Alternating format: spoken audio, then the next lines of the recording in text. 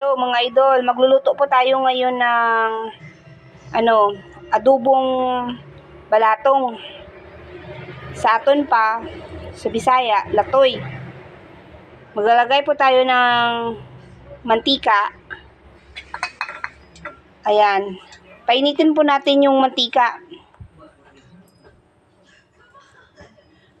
Tapos,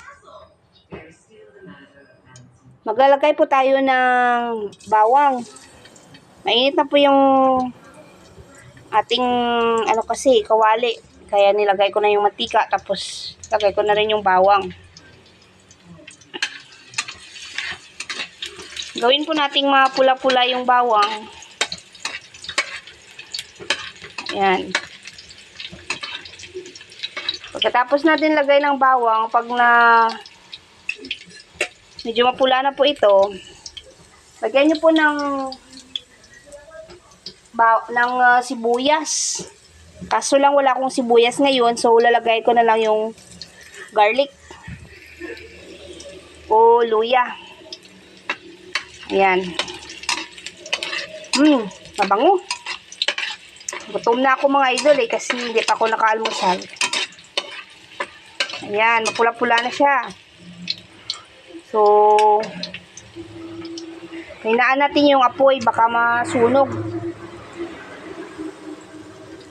So, wala tayong sahog na baboy. Lagyan lang muna natin ng sahog na bagoong na shrimp.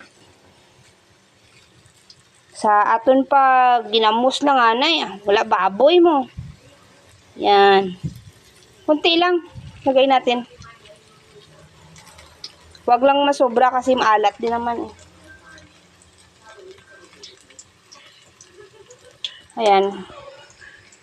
So, lagyan natin ng bagoong na shrimp.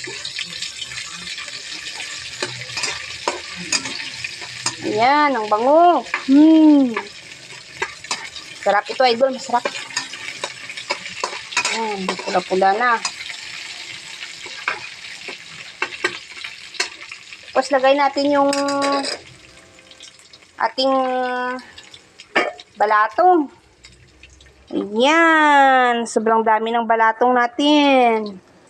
Gulay tayo for today.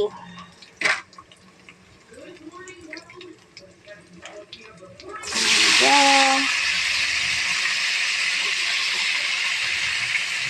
Iwasan po natin malanta yung balatong kasi hindi maganda pag malanta.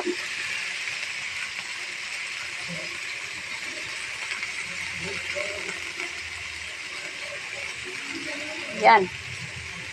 Atin lang pong halu-haluin. Yan.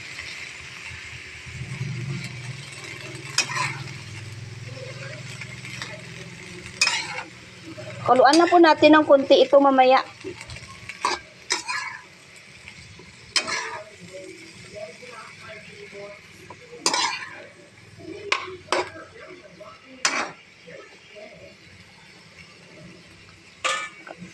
Lakasan po natin ng konti yung apoy.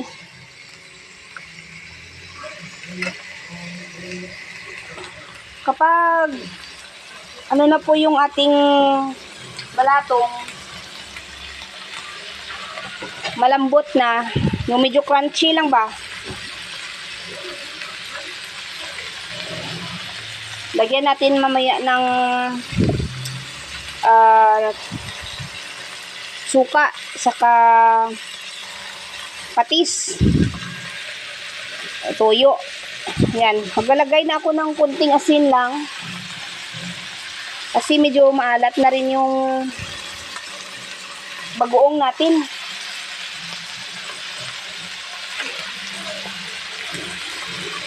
Ito, magic sarap seasoning. Yan.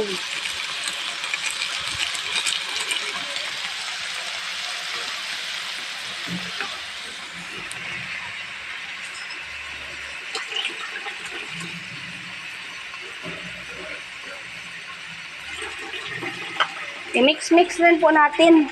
Atin pong haluin ulit.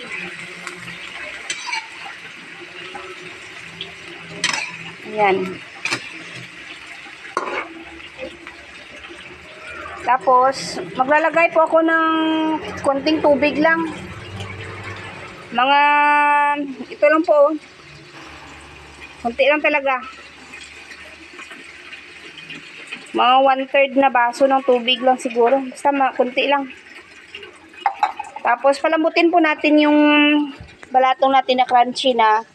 At mamaya, lagyan lang natin ng suka. Saka, toyo po yun, patis. At saka, suka. Ayan. Salamat po sa panonood, mga idol. At, sana may natutunan kayo kahit konting kaalaman.